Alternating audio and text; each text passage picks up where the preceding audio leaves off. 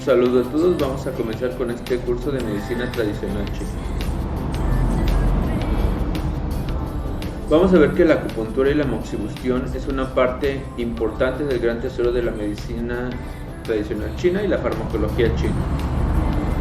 Su historia se remonta a más de 2000 años. Durante largo tiempo la práctica, los médicos y las diversas dinastías de China han enriquecido, desarrollado y perfeccionado esta especialidad de la medicina tradicional china, que abarca diversas teorías básicas tales como el Yin Yang, los 5 elementos que son movimientos, Sang Fu, que son órganos y vísceras, Qi y Xue, que es energía y sangre, Jing Luo, que son meridianos y colaterales, así como distintos métodos de manipulación de agujas y ricas experiencias clínicas de tratamiento según los síntomas y los signos, haciendo que sea una terapia muy eficaz y con características de China.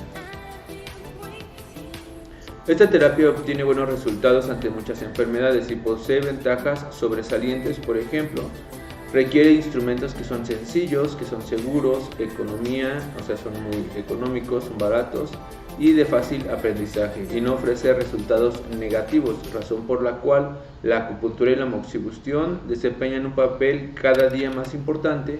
Su difusión es ampliamente en el pueblo chino y también se ha ido ganando progresivamente la confianza y consideración en los diversos países del mundo. Es decir, lo que es la acupuntura en China es lo que más prevalece, pero aquí en el occidente poco a poco ha ido agarrando un poquito más de darse a conocer. Casi no mucha gente lo conoce y no todos se dejan poner acupuntura, pero poco a poco la gente va conociendo más de esto. En diciembre de 1979 la OMS tomó la decisión de recomendar el tratamiento de acupuntura en la curación del resfriado, de amigdalitis aguda, la jaqueca, la neuralgia del trigémino, ciática, gastritis aguda y crónica, la constipación, odontolgia y otras afecciones, hasta un total de 43 enfermedades. Esta resolución demuestra claramente que la terapia acupuntural y de moxibustión de China es bien acogida en todo el mundo. Esto fue en 1979. A lo largo de este tiempo se han ido descubriendo o se ha ido comprobando en el ámbito científico cómo abarca diversas patologías, como puede ser hombro doloroso, que lo estamos viendo en algunos cursos, y también pueden ser algún otro tipo de patologías. La terapia originaria de China incluye dos antiguos métodos diferentes de tratamiento, la acupuntura y la moxibustión. La acupuntura trata las enfermedades por medio de inserción de agujas. Consiste en insertar agujas metálicas de cuerpo largo y punta fina en determinadas zonas o puntos acupunturales, aplicando ciertos métodos de manipulación para producir en el paciente sensaciones de dolor, entumecimiento, distensión y pesadez con el fin de curar la enfermedad. Es decir, cuando nosotros aplicamos agujas de acupuntura en los puntos específicos, tratamos de provocar que haya una sensación o un estímulo. Entonces el paciente puede referirlo como un entumecimiento, como una especie de dolor, como un calambre, un toquecito o algo similar. La moxibustión, por el otro lado, como su nombre indica, trata de la enfermedad cauterizando con moxas. Esta terapia consiste en aplicar conos o cigarros encendidos hechos con hojas secas y molidas de artemisa sobre determinadas regiones en la superficie del cuerpo humana con el propósito de curar la enfermedad. En su etapa inicial, la acupuntura y la moxibustión no constituían una sola terapia, no eran usadas al mismo tiempo y por lo tanto no se les denominaba juntas. Según los datos de la historia de la medicina china conservados hasta el día de hoy, la moxibustión es de más temprana aparición que la acupuntura, es decir, primero empezaron a utilizar la aplicación de calor por medio de la planta de artemisa y posteriormente comenzó a ir surgiendo lo que es la acupuntura. Ahora, aquí un dato importante respecto a esta parte de la moxibustión. Es muy diferente la forma en cómo se maneja la medicina tradicional china, abarcando acupuntura y moxibustión, específicamente en China, que cuando la aplicamos aquí en el occidente. ¿Por qué? Porque las personas son muy diferentes y aquí en el occidente no toleran el dolor. Aquí si hay dolor no les gusta y ya no asisten. Y en China prácticamente dirían que si no duele no sirve. Por eso es que la moxibustión aquí en México o en el occidente, como se hace, simplemente es aplicar calor lo más que lo tolere el paciente y retirar. Pero en China, como aquí lo menciona, es cauterizar con moxa, es decir, colocar el puro directamente sobre el punto de acupuntura y generar una cauterización o una quemadura, y así es como estimulan en China. Aquí no lo toleran como tal. Igual hay técnicas derivadas de la acupuntura, como son aguja de fuego, que consiste en calentar la aguja de acupuntura que se ponga al rojo vivo, insertarla, y en China se deja así, se deja insertada hasta que se enfríe. Eso arde obviamente y comienza a generar un ardor. Aquí no lo tolerarían. Aquí lo que se hace es igual calentar al rojo vivo, se introduce y se saca. El movimiento es muy rápido, introducir y sacar para generar el estímulo. No es igual, pero sí tiene efectos, ¿ok? Pero para comprender un poco que en China son como un poco más agresivas las terapias, ¿ok? Por eso aquí nos especifican que la moxibustión era cauterizar, y hoy en día se utiliza como un conjunto ambas, la acupuntura y la moxibustión, pero anteriormente no era así, simplemente o era una o era otra. En 1973 se hallaron desterrados 4 ejemplares de obras de la medicina tradicional china en la tumba número 3 de la dinastía Han en Mangwandui, Changsha, provincia de Hunan. Según las investigaciones, estas 4 obras son más antiguas que el Huangdi Neijing, el canon de la medicina interna, la primera obra de medicina tradicional china de la antigüedad que se conserva hoy en día. Estas obras solamente registran la moxibustión y no registran como tal a la acupuntura.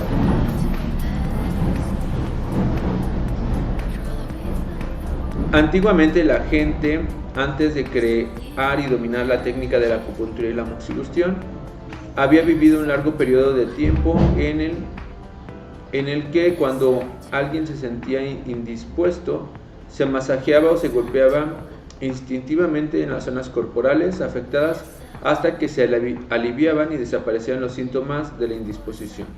Luego de innumerables prácticas se llegó al convencimiento de que cuando se sentía dolor o indisposición en alguna parte del cuerpo se debía de dar masaje o golpe en dicha zona e incluso pinchar o presionarlas con objetos agudos para aliviar los síntomas o hacerlos desaparecer. Esto constituye el germen de la acupuntura, y esas zonas en las que se aplicaban los masajes o golpes se constituyeron más tarde en base de partidas para hallar los puntos acupunturales. Es decir, cuando una persona se sentía mal, el mismo cuerpo por naturaleza tiende a querer proteger zonas donde nos duelen. Por ejemplo, si nos llegamos a golpear en la mano, en el pie, lo que tendemos a hacer inconscientemente, incluso un niño, es tratar como que de tocarse, tratar de como sobarse o generar algo para tratar de quitar el dolor. Es un instinto que tenemos de manera natural. Entonces lo que fueron haciendo, que había partes del cuerpo o algo que le generaba dolor, trataban de como masajear o se daban golpes, y de repente se empezaba a ir quitando esa parte, ese dolor o esa molestia. Y de ahí empezó a surgir que cada que dolía esa zona, pues tocándose en ciertas partes del cuerpo se iba a empezar a aliviar. Y esto dio paso a que empezara a surgir parte de lo que es la acupuntura y las zonas que son puntos acupunturales, donde estimulando esas zonas pues tenemos un efecto o nos quita ciertos dolores.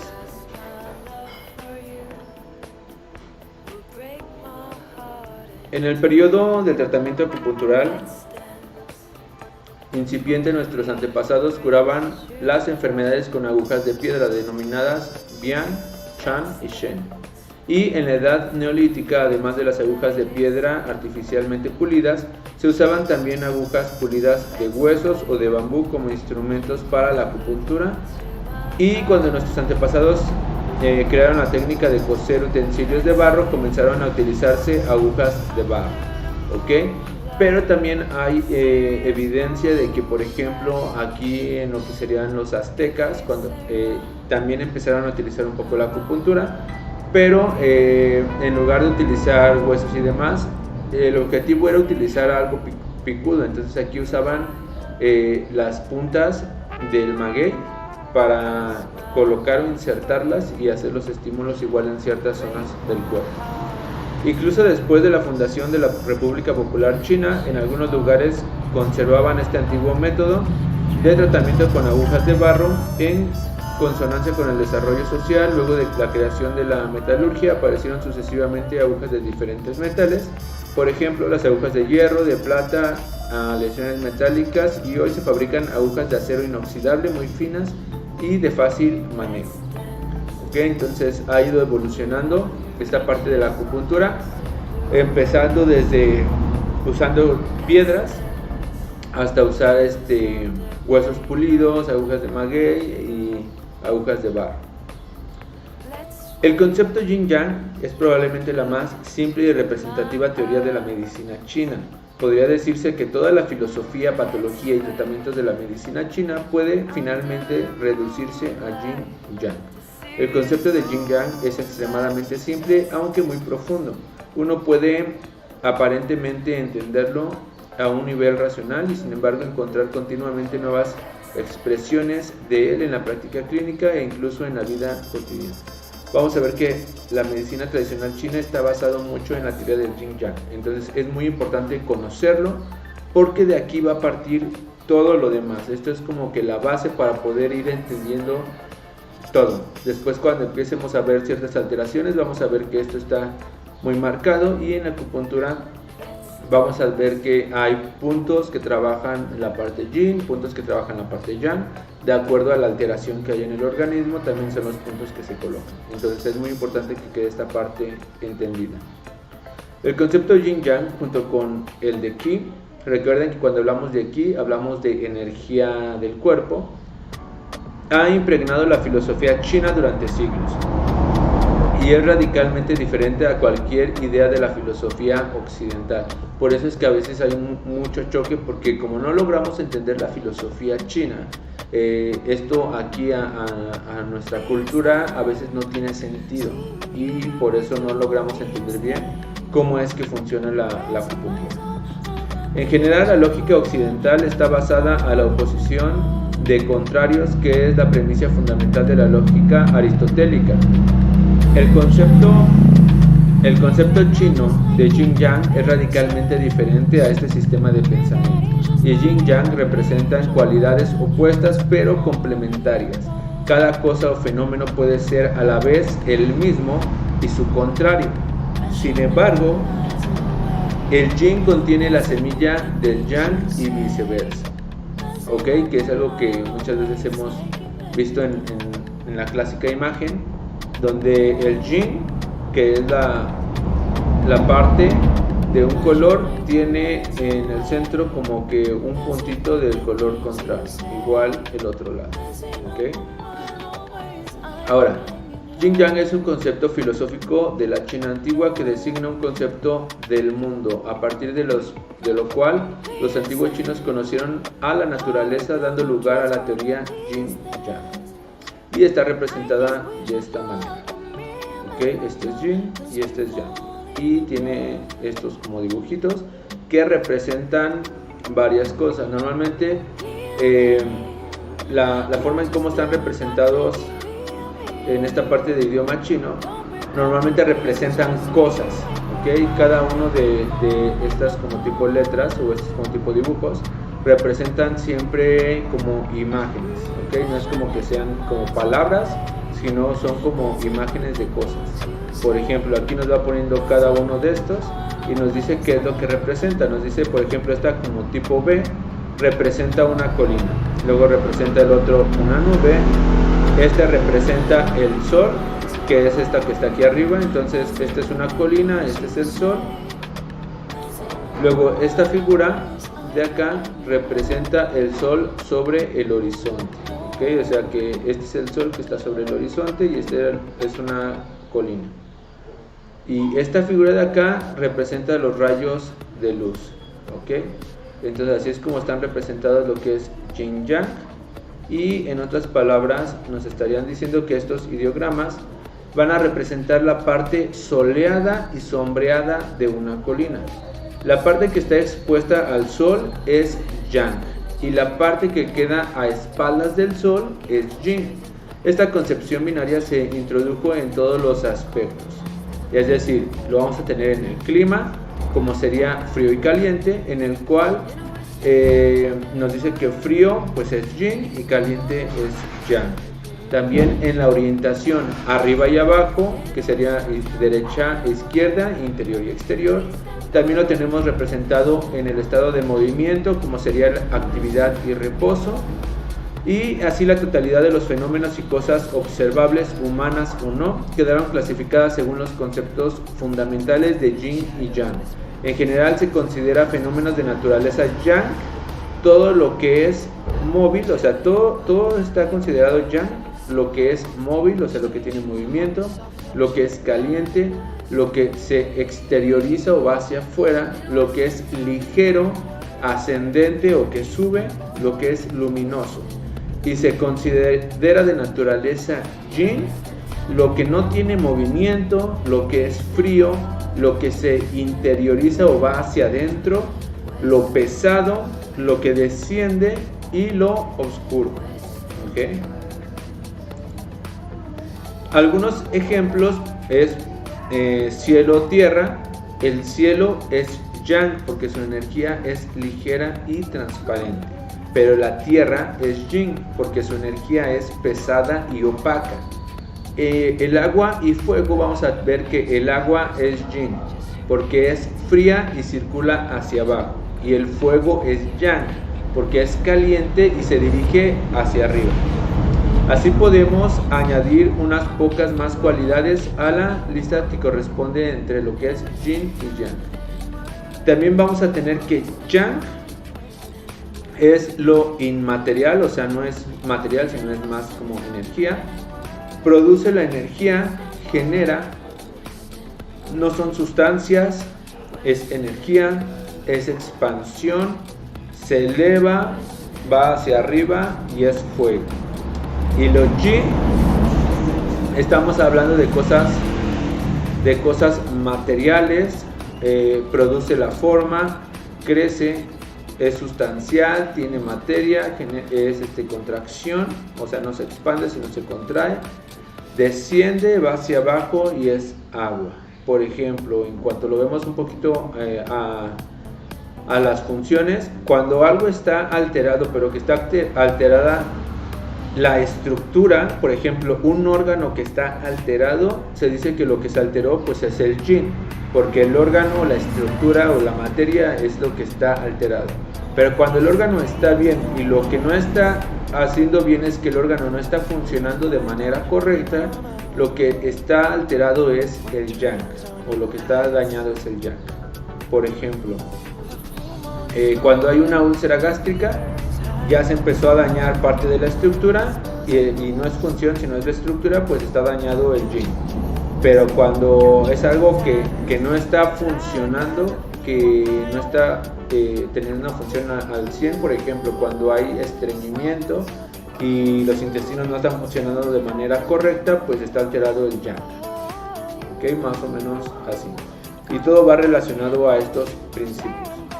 Con respecto a la medicina, las materias y funciones cuya acción es la propulsión, la excitación y el recalentamiento es yang.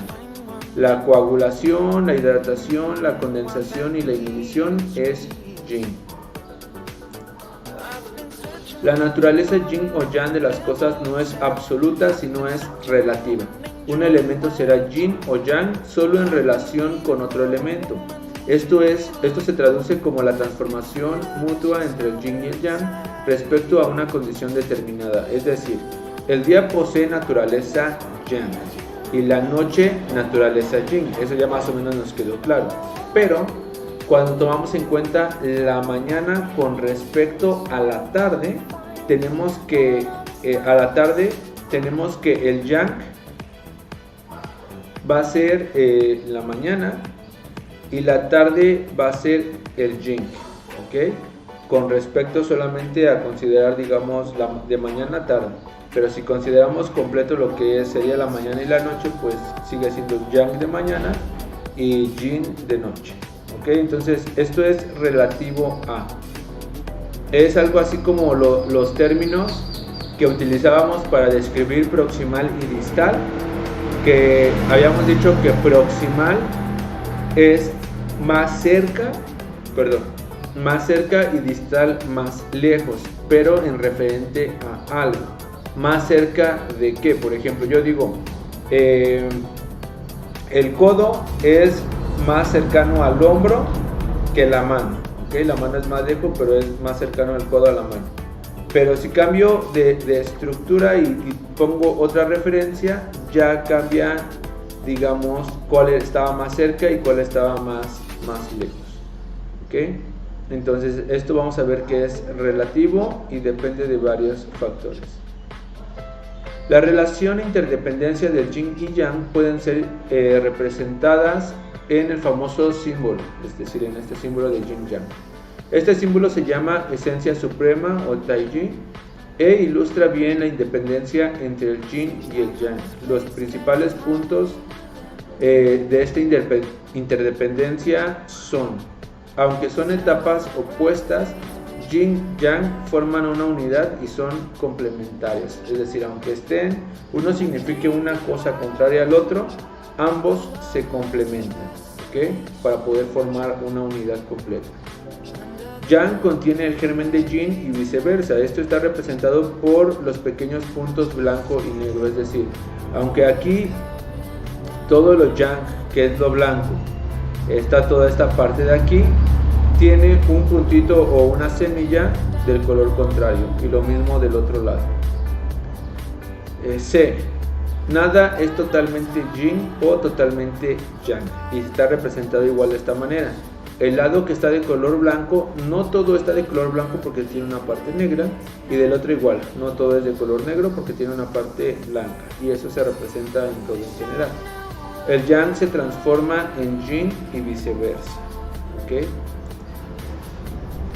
Y de esto tenemos la primera, que es oposición de yin y yang, y en esta nos dice que son dos etapas opuestas, bien en un ciclo o de estados de agregación, como se explicó anteriormente. Nada en la naturaleza escapa a estas oposiciones. Es esta condición interna lo que constituye la fuerza motriz de todos los cambios, desarrollo o decadencia de las cosas. Sin embargo, la oposición es relativa, no absoluta, en tanto que nada es totalmente yin o totalmente yang.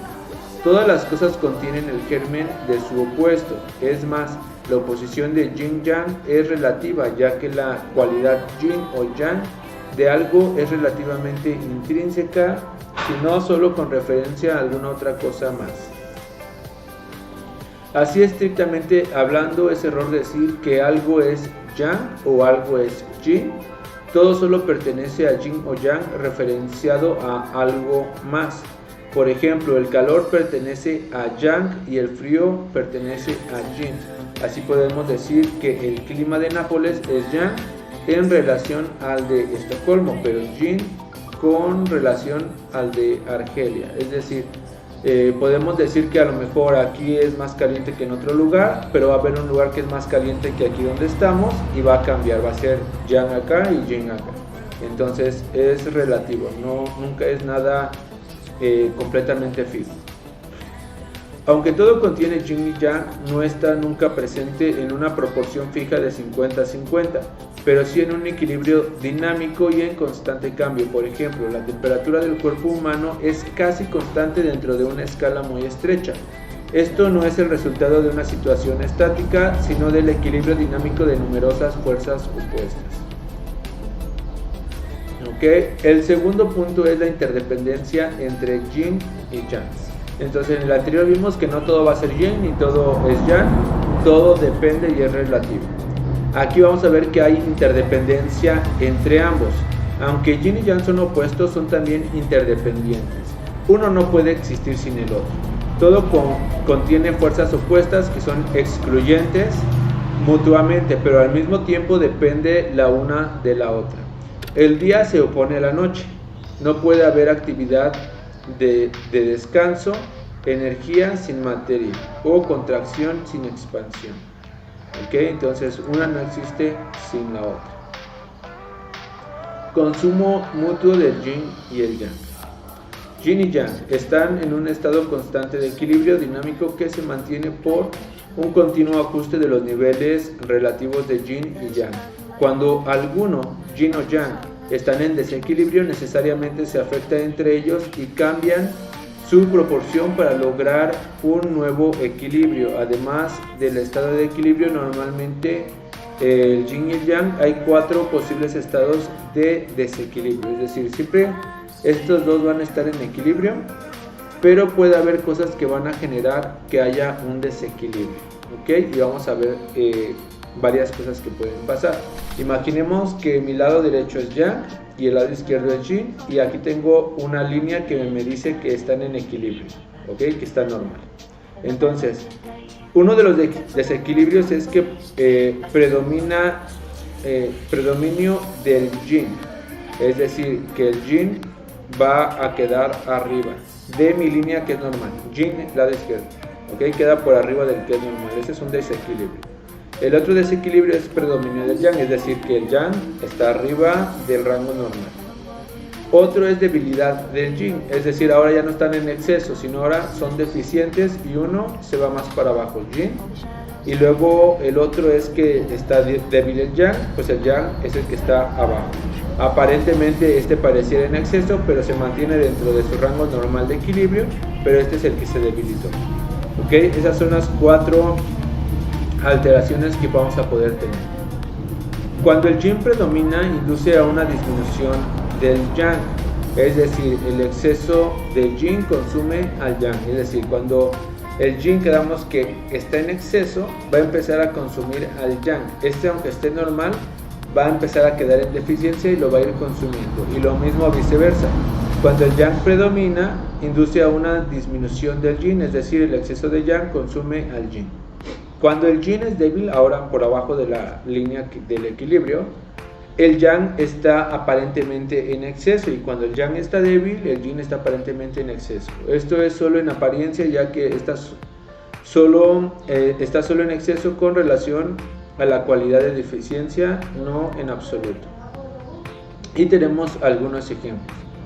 Las funciones fisiológicas del organismo: durante el día prevalece el yang, destacando las funciones fisiológicas de excitación, que es lo que nos permitiría estar despierto. Mientras que durante la noche, en la que el yin es abundante, existe una tendencia a la inhibición, es decir, por eso se puede producir mejor el sueño. A medida que el yang comienza a crecer, alcanza su punto máximo hacia el mediodía, y las funciones fisiológicas pasan progresivamente de inhibición a excitación y viceversa. ¿Ok? Entonces aquí empezamos a ver cómo es que van cambiando dependiendo el día. ¿Ok? Existen 4 formas cambiantes, que es lo que ya hemos visto hace rato. Crecimiento del yin: cuando crece genera un decrecimiento del yang, viceversa, y cuando el yin baja genera que el yang esté arriba. ¿Ok? Ejemplo: para mantener las actividades del organismo, normalmente necesitamos metabolizar o consumir ciertas sustancias nutritivas, es decir, tratar de un crecimiento de yang y un decrecimiento de yin. Y al contrario, para transformar las sustancias nutritivas del organismo es necesario consumir una cierta cantidad de energía, tratándose de un crecimiento de yin con un decrecimiento de yang. ¿Ok?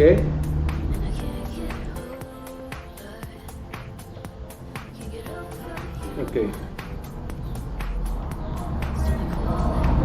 Este equilibrio en variación constante de yin y yang es el que mantiene en un equilibrio relativo a las actividades fisiológicas normales del organismo. Si ello no se mantiene, se produce un predominio o debilitamiento del yin o del yang, convenientemente en el estado patológico. El Xu Wen afirma: el exceso de yin daña al yang y el exceso de yang daña al yin. Cuando existe un exceso de yang se produce calor, cuando existe un exceso de yin se produce frío. ¿ok? Y esto lo vamos a entender también con ciertas patologías. Vamos a ver que en algunos síntomas o signos que llegamos a ver, cuando el yang está en exceso, tiende a haber calor. Y como mencionamos, por ejemplo, lo vamos a ver más adelante, pero el yang tiende a generar calor y tiende a elevarse y subir.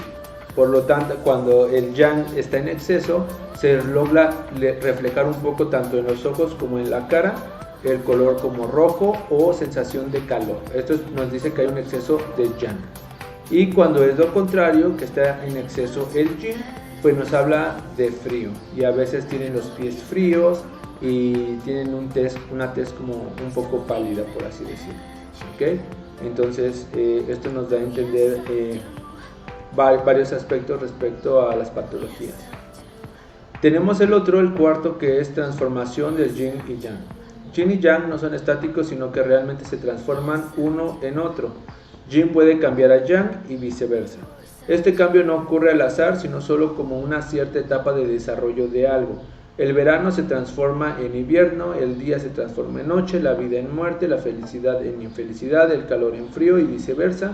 Por ejemplo, la gran euforia de una borrachera es rápidamente seguida de la mañana siguiente de una depresión y una resaca. ¿Okay? Ese yang que estaba como que al tope tiende a bajarse. ¿Okay? Hay dos condiciones para la transformación de yin, yang y viceversa. La primera concierne a las condiciones internas. Las cosas solo pueden cambiar ante todo por causas internas y secundarias por causas externas. El cambio solo tiene lugar cuando las condiciones internas están maduras. Por ejemplo, un huevo se convierte en un pollo por la aplicación de calor solo porque el huevo contiene dentro de él la capacidad de convertirse en pollo. La aplicación de calor a una piedra no producirá un pollo. ¿Okay? Y la segunda condición es el factor de tiempo. Yin y yang pueden solo transformarse uno en otro en una cierta etapa de desarrollo. Cuando las condiciones están maduras para el cambio, en el caso del huevo, el pollo solo saldrá del cascarón cuando haya transcurrido el tiempo suficiente.